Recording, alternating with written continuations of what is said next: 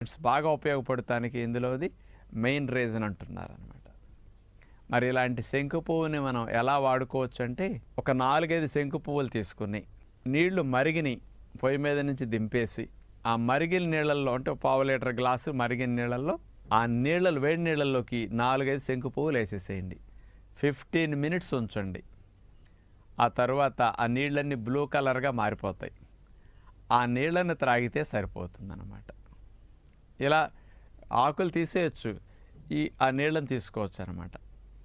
లేదు అంటే ఇంకొక పద్ధతి, ఈ శంకు పువ్వుల్ని వాటర్లేసి మరిగించేసేసి బాగా వడకట్టి ఆకులు తీసేసి ఆ డికాక్షన్ అయినా తాగొచ్చు అనమాట. లేకపోతే ఆ పౌడర్ చేసైనా వేడి నీళ్ళలో కలుపుకు త్రాగొచ్చు, ఇంకో పద్ధతి కూడా. చేత ఈ 3 రూపాయల్లో ఏది కన్వీనియంట్ అయితే మీరు అట్లా వాడుకుంటే మంచిది. ముఖ్యంగా ఒబిసిటీ ఉన్న వారికి ఇది చాలా చాలా స్పెషల్ అడ్వాంటేజ్ అని